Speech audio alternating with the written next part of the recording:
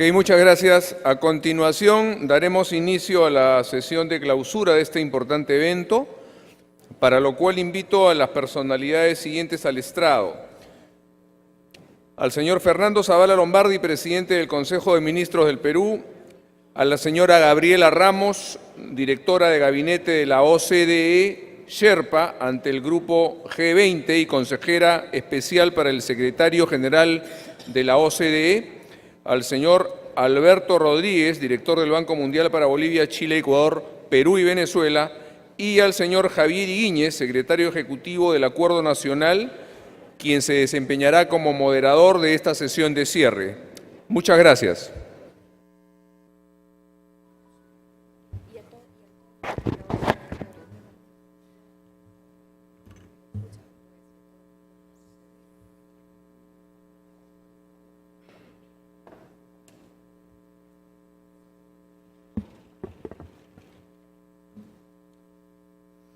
Ok, señor Javier Higuíñez, tiene usted la palabra. Muchas gracias.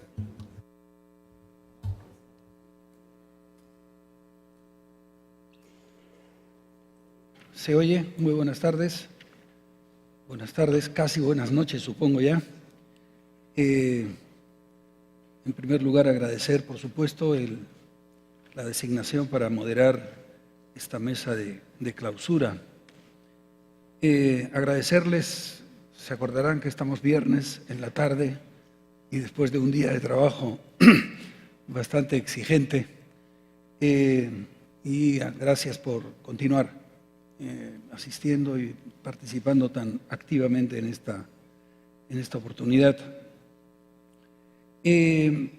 No voy a detenerme demasiado en la presentación de cada uno de los miembros. Tienen ustedes el folleto con sus trayectorias, todas importantes. Mencionaré unas breves líneas de sus párrafos más largos de actividades y de pergaminos. Empezaré con Fernando Zavala, que es el orden en el que los tengo acá también, y ustedes igualmente en el folleto a su disposición, presidente del Consejo de Ministros. Fue ministro de Economía y ya fue presentado. Estaba tratando de leer en qué cargos ha estado más tiempo. Y tiene varios en donde ha estado varios años en realidad, o sea que no es... pudo experimentar más que la improvisación de la novedad, etc. Doña Gabriela Ramos, mucho gusto, directora de gabinete de la OCDE, Sherpa ante el Grupo de los 20 y consejera especial para el secretario general de la OCDE. Y de nuevo, sus actividades son muy interesantes. Rescataré el acento en el tema de género, que por lo menos está mencionado y debe estar bastante presente en la actividad de doña Gabriela. Y Alberto Rodríguez, director del Banco Mundial para Bolivia, Chile, Ecuador, Perú y Venezuela, y experto en políticas educacionales y principalmente, digamos. Quiero agradecer también mi participación acá a nombre del Acuerdo Nacional, ¿no? Como ustedes saben, desde el 2002, el Acuerdo Nacional, que se compone de los gobiernos nacional, regional y local, como la primera pata, los gremios de la sociedad civil, sindicatos, empresas, religiones, colegios profesionales, etcétera, y la tercera, los partidos políticos más importantes. Y los tres configuran desde el comienzo el Acuerdo Nacional y van rotando los partidos actualmente según tengan representación en el Congreso. Eso cambia la composición en parte, pero es un foro de diálogo y de concertación, elabora políticas de Estado, han elaborado 34, y son peculiares porque son producto de consenso. Nunca ha habido una votación en el Acuerdo Nacional en los pasados 15 años. Se considera no solo de mal gusto, sino inapropiado llevar las cosas al punto en el que una votación podría ser necesaria. Solo con consenso se acaban las discusiones, es lo único que se publica y los debates y deliberaciones nunca son publicitados como condición en realidad para llegar a esos consensos. Entonces, decir que sí, el Acuerdo Nacional está ahí, propone un rumbo para el país, consensual, entre todos los que estoy mencionando, que luego compiten entre ellos en la arena política y económica, sin ninguna duda, ¿no? Pero para mí es una expresión de que el Perú, entre otras razones adicionales, por esta ya también el Perú existe. Hay un consenso, hay una cohesión entre sectores discrepantes en cantidad de cosas, pero que se ponen de acuerdo en esos lineamientos de largo plazo.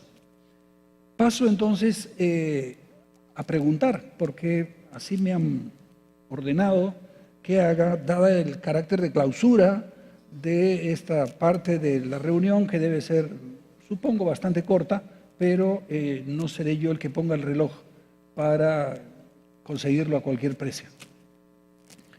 Primero, una pregunta al presidente de nuestro gabinete de ministros, y es: ¿en qué aspectos considera don Fernando que el trabajo de la OCDE con la OCDE puede contribuir a la agenda de desarrollo? ¿En qué aspectos más o menos específicos cree que puede ser especialmente útil? Bueno, gracias nuevamente por la invitación. Estuve en la mañana, entonces voy a tratar de no repetir los temas. Pero digamos, nosotros tenemos 4 ejes de trabajos para lograr lo que queremos, ese Perú, país moderno, ¿no? Y uno tiene que ver con seguridad, otro tiene que ver con todo lo que es inversión social. Uno tercero importante en la parte económica, que es formalización, empleo y crecimiento de la economía. Y cuarto, acercar el Estado al ciudadano. Y la verdad es que creo que la OSD es una fuente de conocimiento. Yo realmente creo que, como lo conversábamos hace poco con Gabriela, depende mucho del Perú, cómo realmente podemos sacarle el jugo, como decimos nosotros, cómo podemos aprovechar el conocimiento que tiene la OSD. Y hay varias formas de realmente acceder a este conocimiento. Uno es a través de los funcionarios públicos que viajan a ser parte de los comités a nivel internacional, donde se discuten políticas públicas, cómo hacerlas cada vez mejor. Nosotros todavía estamos en un proceso de evolución en términos de nuestro servicio público, así que creo que esa es una parte importante. 2, acceder a conocimiento en términos de tener a los expertos. En la mañana pensé que eran 2.000, pero ahora me dicen que son 3.000 expertos realmente en los diferentes temas. Entonces tú dices, oye, ¿sabes qué? Hoy día tenemos un problema en salud. Mañana tenemos un problema en términos de contratación en el sector de educación, etcétera. Tú realmente puedes ir a la OSD y tener al experto que te puede ayudar en esos procesos públicos, ¿no? Entonces, nosotros accediendo a las mejores prácticas, nosotros accediendo al conocimiento. Ahora, esto no solo se trata del sector público, ¿no? Y acá veo interesantes representantes del sector privado. Sin embargo, si vemos la sala, hay más funcionarios públicos que sector privado. Y la verdad, creo que sí tenemos que lograr convencer, y ahí seguramente Diego me va a ayudar, también veo representantes de la Cámara de Comercio. Es importante convencer a los empresarios de la importancia de trabajar conjuntamente para acceder a OSD. Ahora tuvimos una pequeña reunión con el presidente de la CONFIEP, antes de entrar aquí, justamente conversando sobre los siguientes pasos. Una de las cosas que también ofrece la OSD es la posibilidad del sector privado viaje a reunirse con los diferentes comités y que puedan ver la importancia de trabajar conjuntamente. Si realmente tenemos mejores prácticas implementadas, ya sea en términos de regulación, ya sea en términos de servicio al ciudadano, etcétera, al final del día lo que estamos haciendo es mejorando clima de negocios, que es algo que buscamos permanentemente, también la posibilidad de hacer reformas dentro de ese objetivo de lograr nuestro ingreso a OSD, y también buscamos las mejores prácticas para servir al ciudadano. Entonces, este no es un esfuerzo solo del sector público, este realmente es un esfuerzo país, y eso hay que entenderlo así. Por eso es importante la sociedad civil, por eso es importante el sector público, por eso es importante el sector empresarial, también los sindicatos, porque realmente es un tema que involucra a todos los actores relevantes del Perú. Entonces, ¿cómo nos beneficiamos de muchísimas formas, accediendo al conocimiento, pero también depende de nosotros cómo le sacamos provecho a eso. Muchas gracias, señor ministro. Doña Gabriela, en la experiencia que usted tiene sobre América Latina, ¿cómo se han combinado las políticas económicas y sociales? ¿Qué balance podría regalarnos en base a esa experiencia? Bueno, primero, buenas tardes. Me da mucho gusto estar aquí. Creo que hemos tenido unas discusiones muy interesantes y quiero agradecerles a todo el mundo que estén el viernes en la tarde. Segundo, anuncio, en su bolsita tienen un USB key, me recordó José Antonio, que tiene todas las publicaciones por si quieren leerlas el fin de semana, para continuar la discusión. Aquí tienes.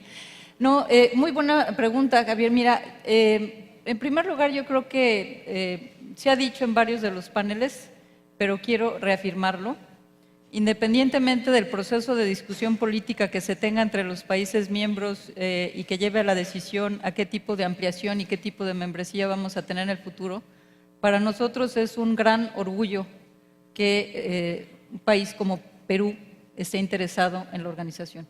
Y creo que tienen una lectura muy fina de lo que es la OCDE, porque no somos una institución internacional totalmente desvinculada de lo que pasa en los países, somos un socio para transformar a nuestros países. Entonces hay un diálogo y creo que eso es muy importante. Y en ese sentido, para ir a tu pregunta, la OCDE también se está transformando. La OCDE en este momento quiere desarrollar un modelo de desarrollo que no solo se enfoque al ingreso o al PIB per cápita, sino que ponga al individuo en el centro de nuestros esfuerzos económicos. Que no estemos pensando que el bienestar es unidimensional, sino multidimensional y que compete muchas áreas, educación, salud, bienestar, seguridad, etcétera. Entonces, tener un modelo mucho más integrado. ¿Qué ha pasado con la política social y la política económica? Que han avanzado en caminos paralelos, pero que no los hemos vinculado suficientemente. Entonces, tenemos problemas de rezagos importantes, no solo en América Latina desafortunadamente es el continente más desigual en el mundo, pero incluso en los países OCDE, en los últimos años hemos visto el incremento de la desigualdad del ingreso y de las oportunidades y una reafirmación de que los grupos de ingresos más bajos pues tienen menos oportunidades y menos posibilidades y sus hijos tienen menos oportunidades y menos posibilidades. ¿Por qué? Pues porque tenemos estas dos vías separadas, la política social, redistributiva principalmente, y la política económica que busca apoyar los sectores productivos. El año pasado, en esta búsqueda de un crecimiento incluyente, propusimos, y la reunión ministerial que presidió justamente Chile concluyó que así debe de ser, que tenemos que vincular esos dos criterios. Entonces, en la medida en que buscamos ser más productivos, que también seamos más incluyentes. No solo apoyar aquellos sectores dinámicos, sino ver en qué manera nuestros países pueden invertir en sus activos y en ese sentido ser más productivos. En América Latina tenemos 60% de la población que vive en condiciones de pobreza o de vulnerabilidad.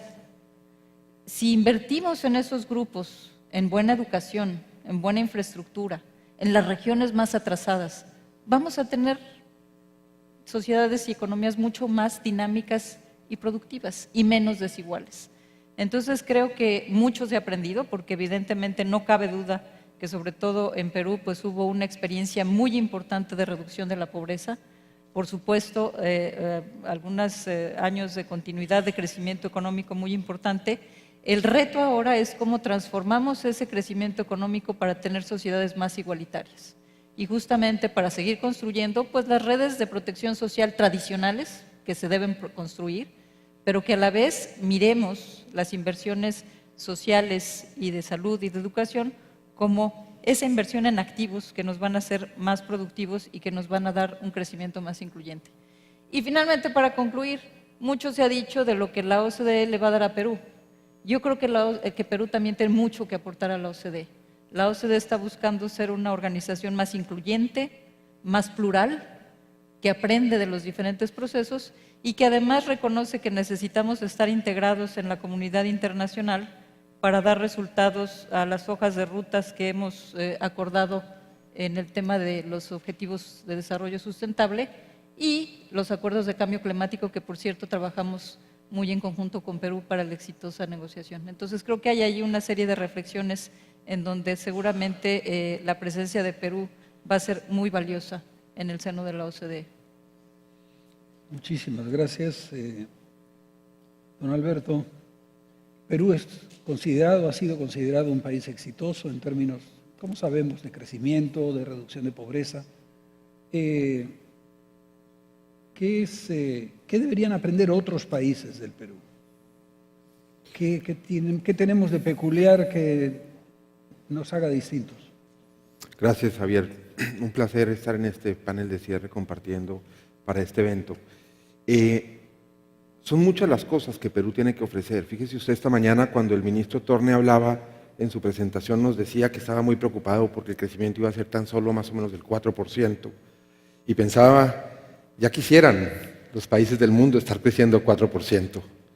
Yo creo que ese manejo macroeconómico que Perú ha demostrado en los últimos 10 años y que viene, por supuesto, como decía hace un momento Gabriela, de un contexto muy positivo externo y que ha llevado a un crecimiento económico fuerte, ha sido ejemplar. Y atención, muchos otros países, tanto del continente como de Europa, hasta miembros de la OSD, han vivido ese mismo contexto y no han hecho el mismo manejo macroeconómico que Perú ha hecho.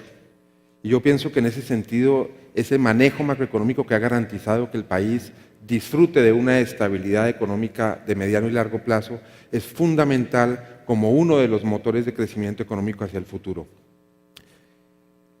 Yo creo que eso es un punto que debe compartir el Perú y que los países deben observar qué fue lo que hizo Perú, cómo manejó la macroeconomía y cuál fue la responsabilidad que se implementó en el manejo de las cuentas fiscales para llegar ahí. Ahora bien, el desafío está por el lado microeconómico. Y yo creo que la razón por la cual el Banco Mundial participa muy de cerca en este camino que el Perú ha emprendido con la OSD es porque para lograr el desarrollo económico y el ataque a la pobreza y a la inequidad en el futuro, para garantizar que ese camino que se ha caminado no se devuelva, sino que continúe, es absolutamente indispensable conseguir que ese crecimiento económico sea sustentable y para eso las instituciones, por ejemplo, tienen que fortalecerse. Nosotros, junto con la OSD, hemos visto muy de cerca el tema, por ejemplo, del desarrollo territorial. No resulta aceptable que el país siga creciendo en torno a la ciudad de Lima y por eso temas como el crecimiento de ciudades fuera de Lima son fundamentales para aprovechar esas vocaciones económicas regionales que están ahí y que hay que aprovechar y que hay que unirlos al resto del país y del país hacia afuera. Para eso es indispensable los servicios públicos, el agua, saneamiento, educación, salud, en ciudades intermedias, en lugares fuera de Lima que se vuelvan atractivos, pero además la conectividad entre ellas y de ellas hacia afuera.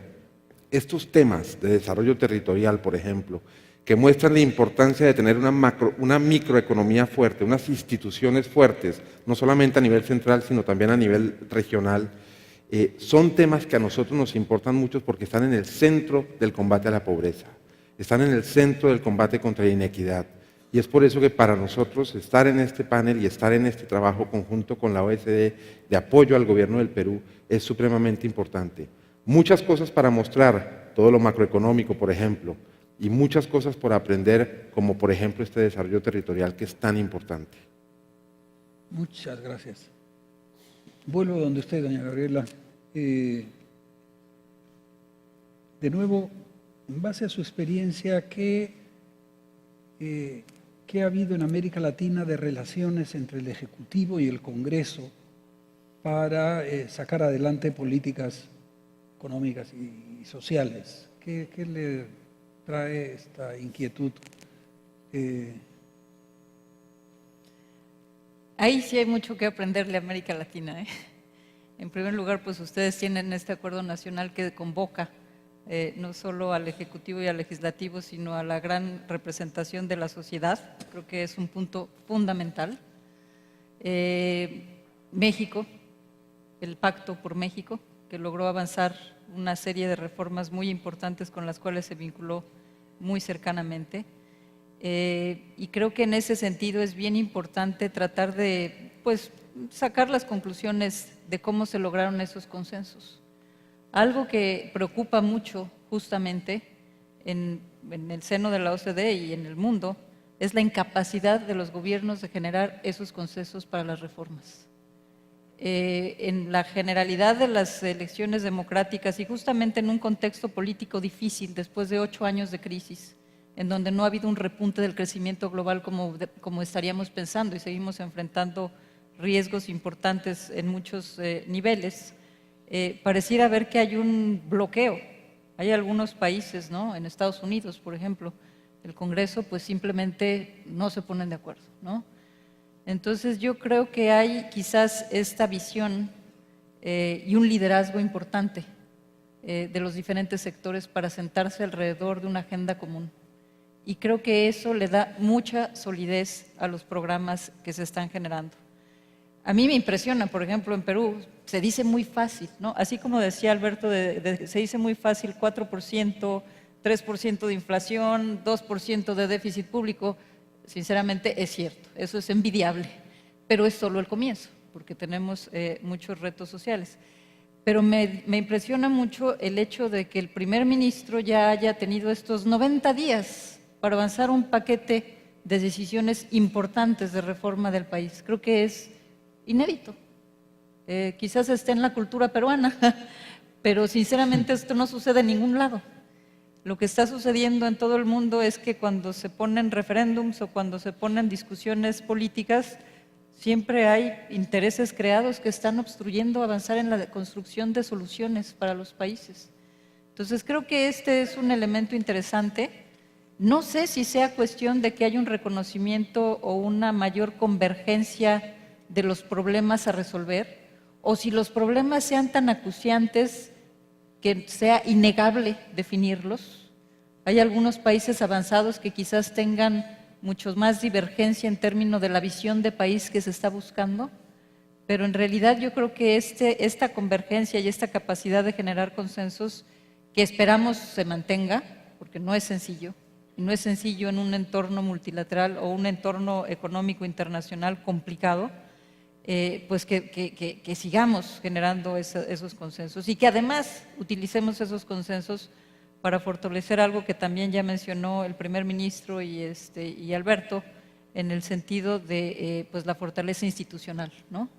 Porque los acuerdos son quizás el paraguas más amplio, pero luego pues tú necesitas transformar eso en decisiones de gobierno eficaces y más allá de ello en implementación efectiva, que además es algo que a nuestros países también les hace mucha falta. Las capacidades administrativas y sobre todo a los niveles subregionales para poder avanzar las decisiones de política.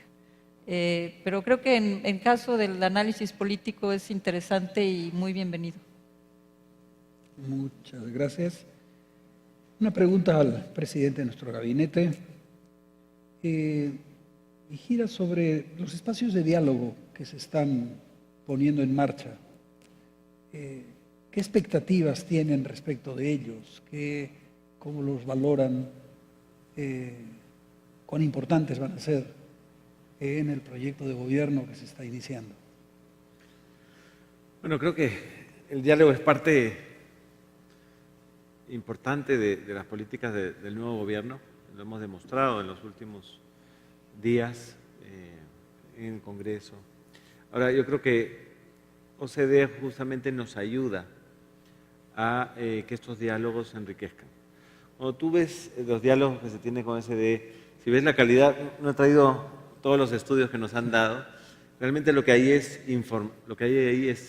información, hay trabajo, hay comparación, es análisis de muchos años de reformas, de buenas prácticas, etc. Entonces, lo que nos da la OCDE es esa posibilidad de acceder a mucha información y que ahora esos diálogos que nosotros tenemos que empezar a tener porque queremos hacer reformas, puedan basarse en información, en data, en estadísticas.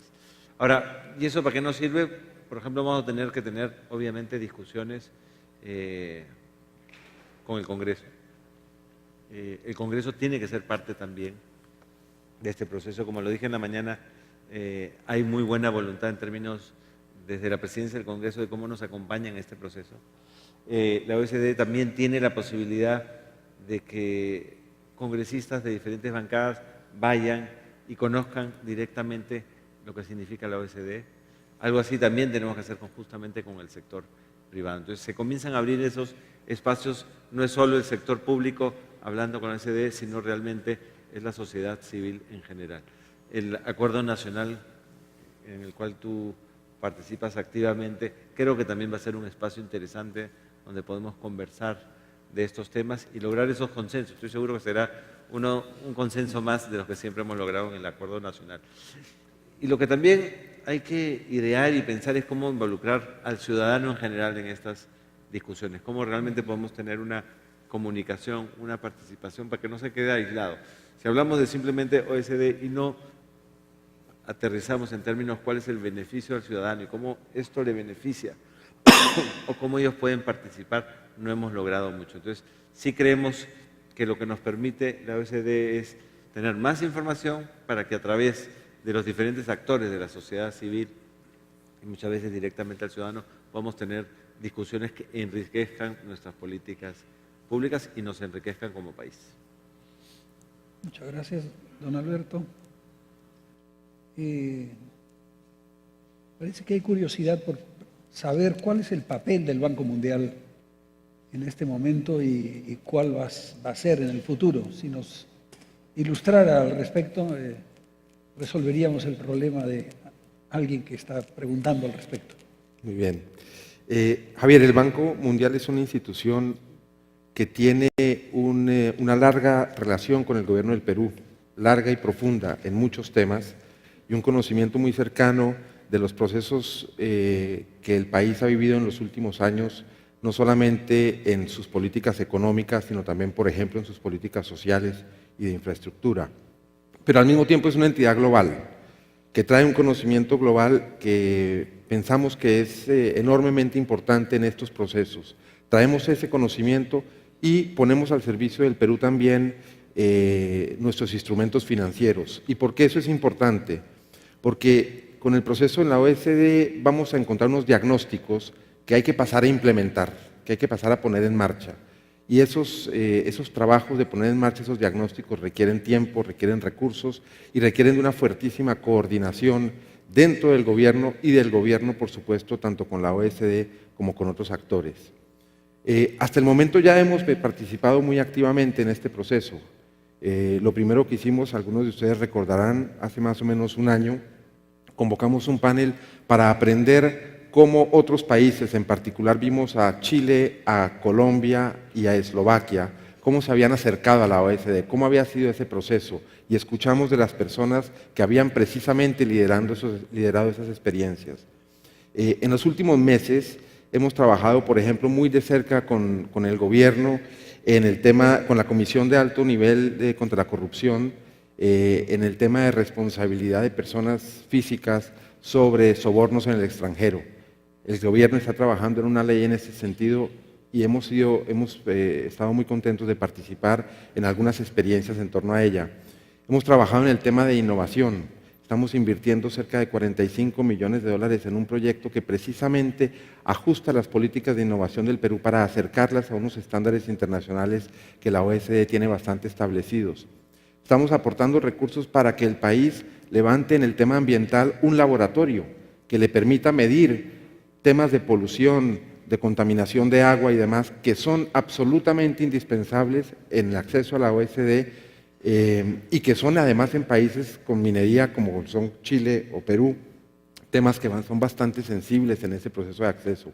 Esa es otra contribución que creo que es bastante importante. Hay otro tema que me gustaría tocar y es el tema de las estadísticas. Hemos trabajado muy de cerca con el INEI, el Instituto de Estadísticas Peruano, para fortalecer la colección de información y compartirla. Estos son solo ejemplos del tipo de apoyo que el banco puede brindar, que realmente no es otra cosa que una coordinación muy cercana en las metas y objetivos de la OECD, pero además un apoyo muy particular a cosas que el Perú quiere conseguir más allá de su acceso a la OECD. Simplemente quiere conseguir para fortalecer su aparato público, para dar un mejor servicio a sus ciudadanos, para acercarse a ellos. Pero que en el marco de la OSD tienen además una estructura, un framework, unas metas, unos estándares. Y es en esa conjunción de elementos que el banco juega un papel, a nuestro juicio, bien interesante y útil para llegar a ese objetivo del acceso a la OSD, pero más importante, de que ese acceso se convierta en servicios para la gente, en un estado en que la gente confíe y que le pueda llevar a todos los ciudadanos los beneficios de ser peruano, de vivir en un país justo, equitativo y que realmente le ofrezca oportunidades a todos. Muchas gracias. Permítanme 4 reflexiones telegráficas para recoger algunas de las cosas que hemos conversado durante el día. Toda conversación provoca otra conversación, como debe ser. La primera sobre la informalidad. Es un tema abierto que lo estamos discutiendo bien en el país, mejor dicho, no tan bien como deberíamos, pero que debemos hacerlo. Y mi impresión, lo que quiero es decir que creo que hay que enfocarlo tomando en cuenta que antes que un problema, la informalidad es una solución. Para la gente lo ha sido. Y por eso también cuesta dejarla, a no ser que haya mejor solución.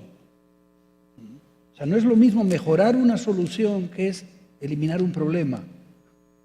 Claro, también es un problema, qué duda cabe, porque es una mala solución. Pero si no vemos las dos cosas, me parece, creo que el enfoque sobre la informalidad, sobre el cual podemos hablar muy largo y sería muy interesante y deberíamos hacerlo hacia adelante, me parece que entra sesgadamente y que los resultados del crecimiento no resultan tan espectaculares como uno querría en reducir esa. Segundo, sobre la justicia. Escuchamos a Marisol, escuchamos al señor fiscal. Yo estoy también como representante del Acuerdo Nacional en la Comisión de Alto Nivel Anticorrupción.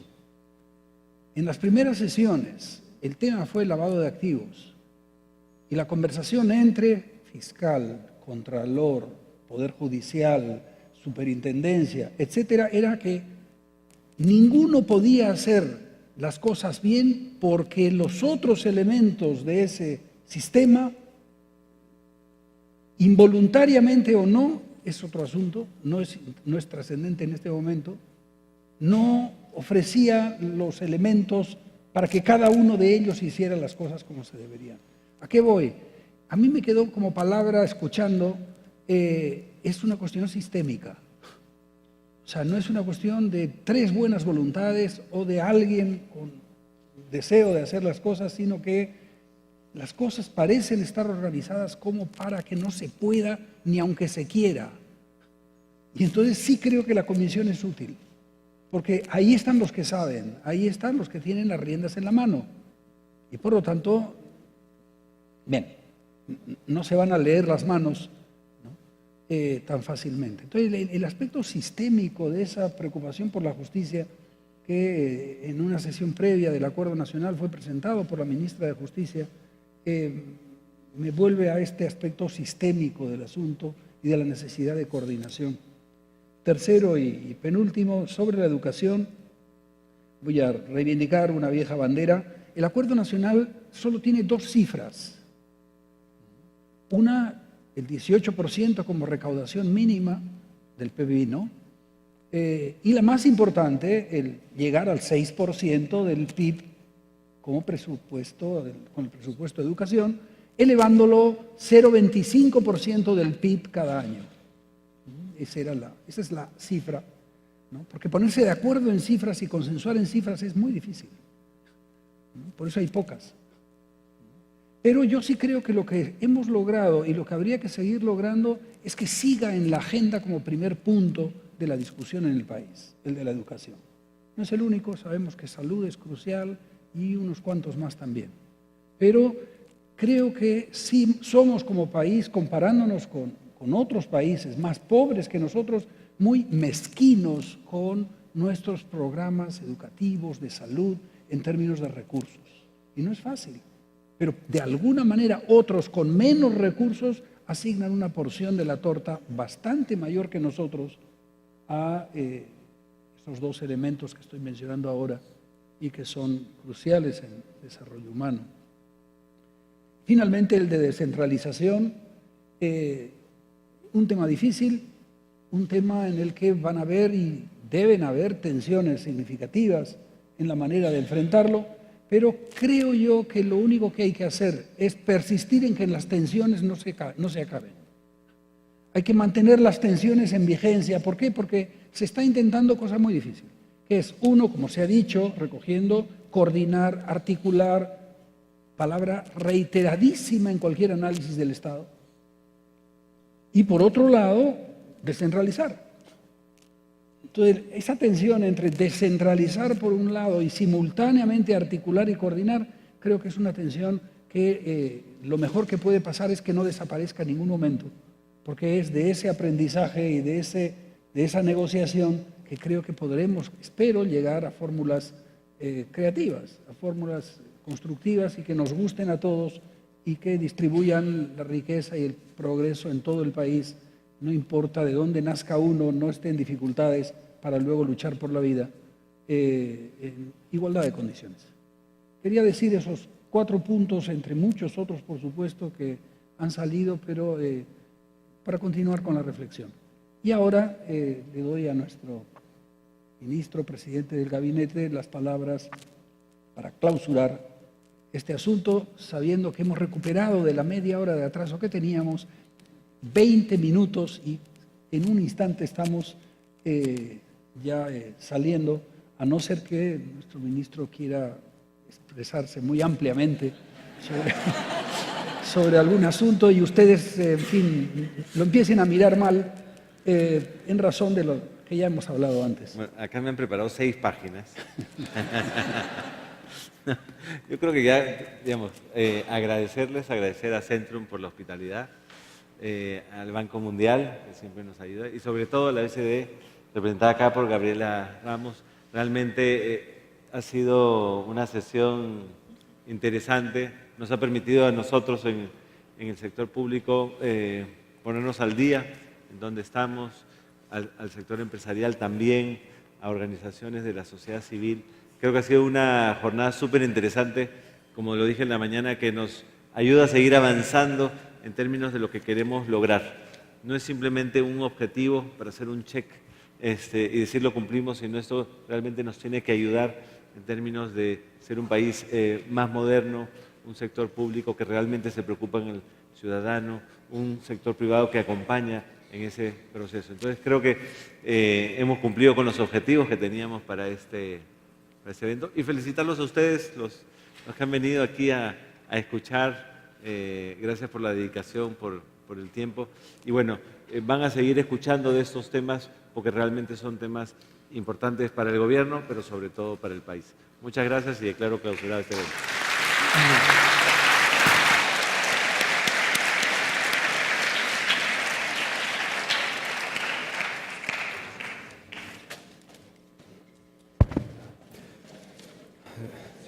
Damas y caballeros, con esta clausura ya dada por el señor primer ministro se cierra el foro Perú-OCDE 2016. Agradeciéndole para empezar a la Comisión Multisectorial de Perú-OCDE, integrado por la Presidencia del Consejo de Ministros, el Ministerio de Economía y Finanzas, la Cancillería, así como al Grupo Banco Mundial, a la OCDE, a Centrum Católica y a todas las personas, organizaciones, empresas y representantes que en general han tenido a bien acompañarnos el día de hoy y sin cuyo esfuerzo no hubiera sido posible concretar con éxito este programa. Muchas gracias.